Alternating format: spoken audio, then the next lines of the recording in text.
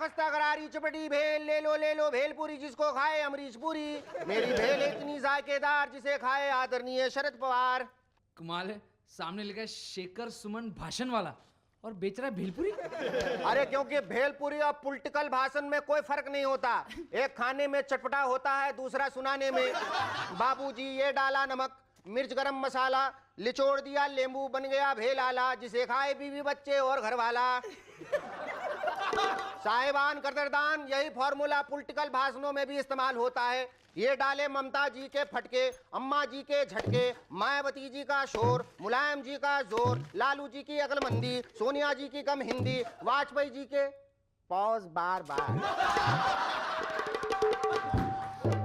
लो हो गया मजेदार भाषण तैयार, ले लो चटपटा करारा भाषण ले लो। शेखर सुमन भाषण वाला आ गया, हर दिल पे छा गया। आज के हमारे मेहमान हैं टुनटुन जी और Sameer Soni.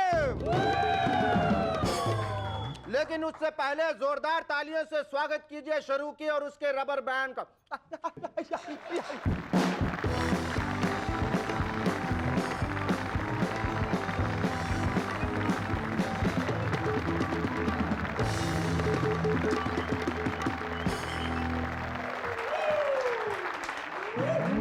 Hello welcome back, I am SSN, you watching MNS. आजकल बड़े शहरों में कॉस्मेटिक सर्जरी काफी पॉपुलर हो गई।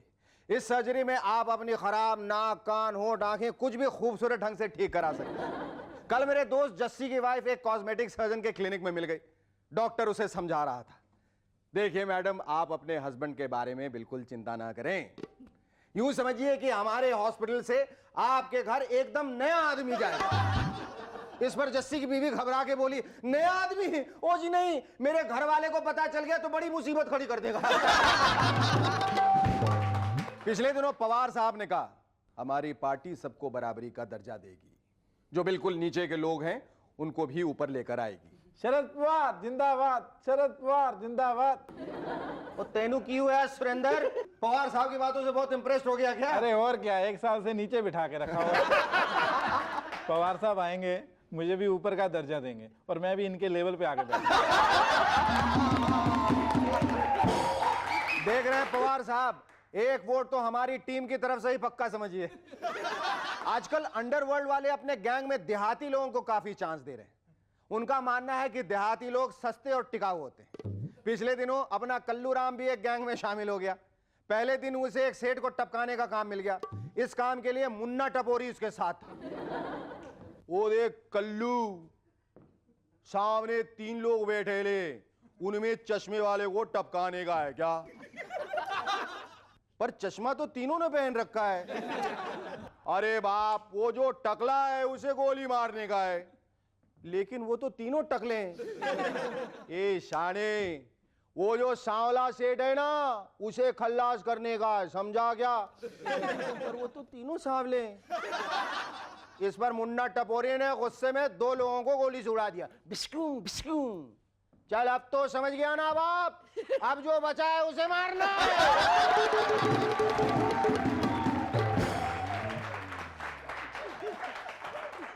इंडोनेशिया में एक 50 वर्षीय आदमी ने 30 साल तक अपनी प्रेमिका का इंतजार किया।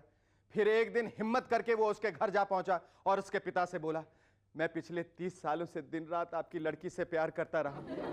इस पर लड़की का बूढ़ा बाप बोला, तो अब क्या चाहते हो?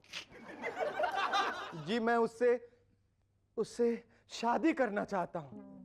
ओह शुक्र है, मैं समझा था कि अब तुम पेंशन मांगने आए हो। ऑस्ट्रेलिया का पैट्रिक वेल्स एक इंजन ड्राइवर है। वो पिछले 7 महीनों से जेल की सजा काट रहा है क्योंकि उसके इंजन के नीचे एक भैंस आके मर गई। पैट्रिक को इस बात की कतई कोई परेशानी नहीं है कि वो सजा काट रहा है, बल्कि वो वकीलों के उलूल जुलूल सवालों से परेशान है। एक बार एक वकील ने उससे पूछ लिया, क्या भैंस सचमुच रेल की पटरियों पे चल रही थी जो वो मर गई? इस पर वो झुंझला के बोला, नहीं, भैंस तो पटरियों से आधा मील दूर घास चल रही थी, पर जब इंजन ने उसे देखा तो वो पटरियां छोड़कर उसके पीछे भागने लगा। भैंस डर के मारे एक पेड़ पे चढ़ गई। मेरा इंजन भी कम नहीं था, वो भी पेड़ पे चढ़ गया। ये देखकर भैंस डर गई और उसने पेड़ से कूदकर आत्महत्या कर ली। आजकल सरकार ने किसानों के लिए कई तरह की इंश्योरेंस पॉलिसीज चला रखी। झबुआ गांव के किसान की झोपड़ी जल गई। इंश्योरेंस एजेंट घटनास्थल पर पहुंचकर बोला, हमारी कंपनी आपको ठीक वैसी ही झोपड़ी बनवा के देगी जैसी आपकी झोपड़ी थी। इस पर किसान बिगड़ कर बोला, वाह ये भी कोई बात हुई, झोपड़ी के बदले में ठीक वैसी ही झोपड़ी, यानी फिर से टूटा फूटा घर, फिर इंश्योरेंस कराने का क्या फायदा हुआ भाई। एक लेटेस्ट अमेरिकन रिसर्च से पता चला है कि पुराने जमाने के मुकाबले आज की औलादें अपने पापा लोगों से ज्यादा इंटेलिजेंट होती हैं। अरे अमेरिकी वैज्ञानिकों, ये कौन सी नई रिसर्च कर डाली आप लोगों ने? ये बात तो मैं हमेशा से कहता आ रहा हूं कि औलाद अपने पापा से ज्यादा अक्लमंद होती है, वो चाहे आज की हो या पुराने जमाने की। अरे शेखर, ये बात तुम कैसे प्रूव करने वाले हो? अरे यार, ये बहुत आसान सी बात है। अच्छा ये बताओ, अमेरिका की खोज किसने की? कोलंबस ने। और बल्ब की? एडिसन ने। इनके बापों ने कोई खोज वोज की थी कभी? ना, बिल्कुल नहीं। तो इंटेलिजेंट कौन हुआ, बाप या उनके औलाद? पिछले दिनों सीबीआई वालों ने लालू जी की 42 लाख रुपए की अनडिक्लेयर्ड प्रॉपर्टी को लेकर उनसे 2.5 घंटे तक पूछताछ की। लालू जी ने उस वक्त उनको कुछ नहीं बताया, लेकिन घर आकर सीबीआई वालों के नाम एक लेटरवा लिख दिया।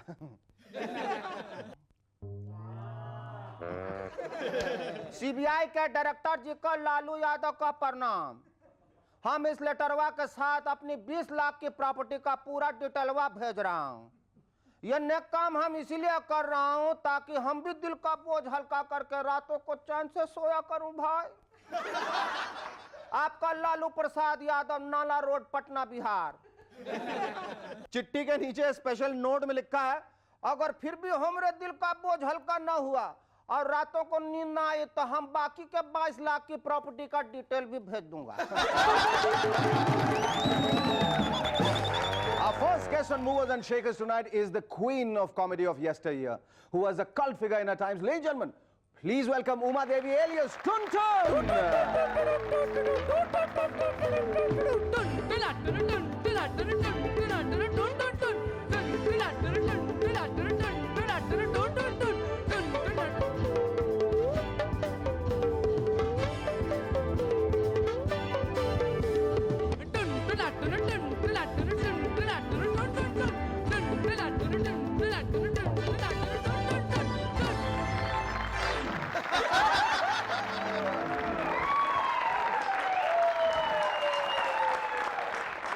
आप गलत जगह बैठ गए। ये कुर्सी है, ये टेबल है, यहाँ बैठना चाहिए।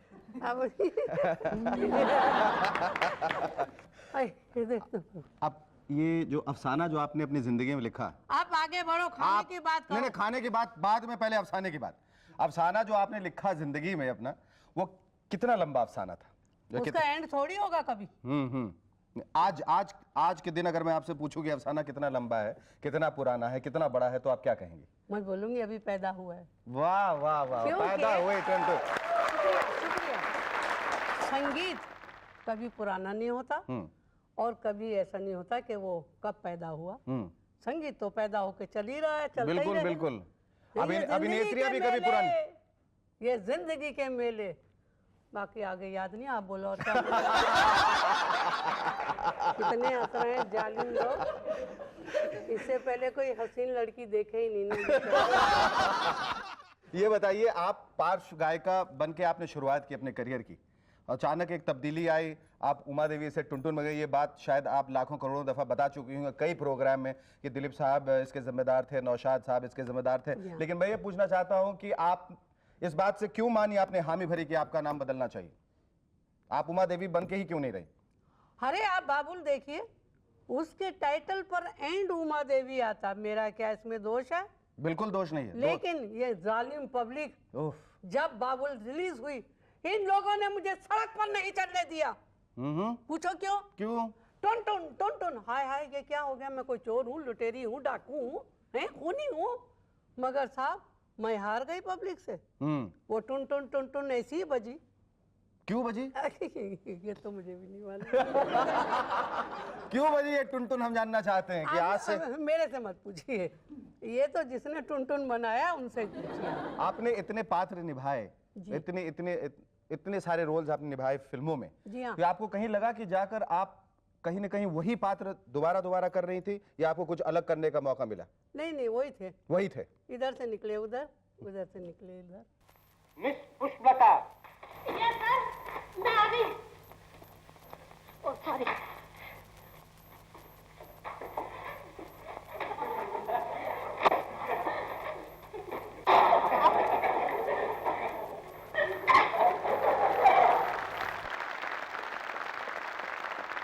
अच्छा ये बताइए इतने सारे रोल्स आपने किए, उसमें से आपकी कौन सी सबसे यादगार रोल? और मैं ये भी मान के चलता हूँ कि आपने अब तक बहुत सारे कॉमेडी रोल्स निभाए। आपको ऐसा लगता है कि ये जो आप हंसा रही हैं, आपने हंसाने की कोशिश की अपने दर्शकों को, इस हंसाने के मुखौटे के पीछे एक बड़ा संजीदा मुखौटा हमेशा छिपा रहता है, एक दर्द छिपा रहता है, ये आप मान के चलती हैं?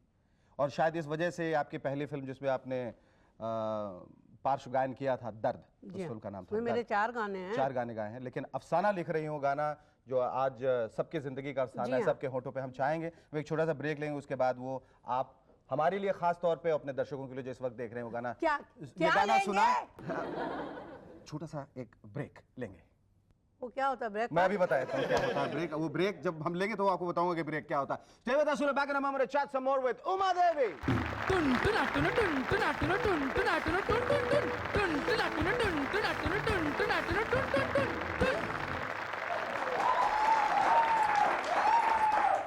Hello, welcome back to M&S once again. एक बार और।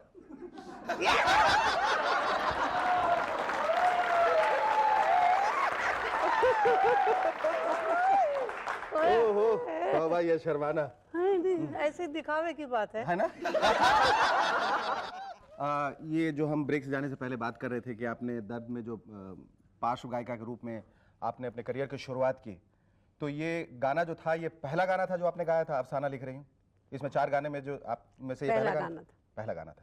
इससे पहले कि हम एक दूसरे के साथ कुछ और छेड़छाड़ करें, मारा पीटी करें, कुछ दे धनाधन। जी। Our second guest on M&S tonight is a popular model turned actor who played the lead role in the film China Gate. Ladies and gentlemen, please welcome Samir Soni.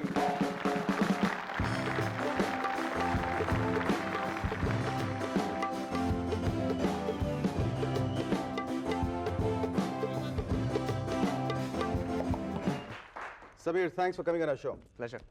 Samir, tell me, I mean, looking at you, I mean, you look more like the senior executive of a multinational company than a model, than an actor. What do you have to say about that? Well, the way things are going, I think I should go back also. Why do you say that? I mean, you started off so well and you got a fantastic break in a film called China Gate and it was appreciated a lot. Did you feel sorry about the fact that it didn't do that well it was expected to? Well, I was disappointed, I guess. Because first film supposed to be the biggest film ever made. और इतने सारे लोग इतने सारे उसमें stars, the CGU. हाँ. So उसके बाद तो मैं autograph practice कर रहा था. Correct. Pictures release होगी autograph. हाँ. उसके बाद कुछ हुआ नहीं ज़्यादा. You started off being a model, did you? Yeah, I started with modeling. Then तुम्हारा सबसे popular वो ad Cadbury's का और दूध वाला. Yeah, Cadbury's. Actually, the first was Motorola cellular phones. Motorola. That was very popular. First ad I did. फिर उसके बाद वो टीवी में there was a serial called Mouthful of Sky in which I played a villain. बिल्कुल. अच्छा, तुमने बीच में एक म्यूजिक वीडियो भी किया है, एल्बम भी किया. वो कैसे और क्यों? क्या वो घंटी बजी, वो फोन आ गया कुणाल कोहली का, who is a very fine director for videos, music videos and stuff. And Sabir, and do you want to do a music video? And he had called me several times before, and तब तो फिर भी China gate का नशा था थोड़ा सा, अब थोड़ा कम हो गया था. यार काफी टाइम हो गया, काम नहीं किया है, कुछ करना चाहिए. So this is he had a very good concept, and I my co-star was Shefali Chaya, who's a wonderful actress. Yes. So and it's being sung by Ram Shankar. हाँ समीर, बताओ ये तुम्हें ये चाइना गेट तुम्हें कहाँ मिला और कैसे खुला ये गेट तुम्हारे लिए? खुला क्या मालूम नहीं मेरे को. अभी तक बंद लग रहा है अभी. नहीं खुलेगा इंशाल्लाह खुलेगा जरूर खुलेगा. No, actually what happened, Mr. Ramesh Torani from Tips, I heard he was looking for a new boy, and a meeting was arranged. I met him, and then the evening he said कि समीर शाम को फिर आ जाना. I said okay, तो मैं आ गया. At that time I was shooting for Mouthful of Sky, and then this gentleman walked in.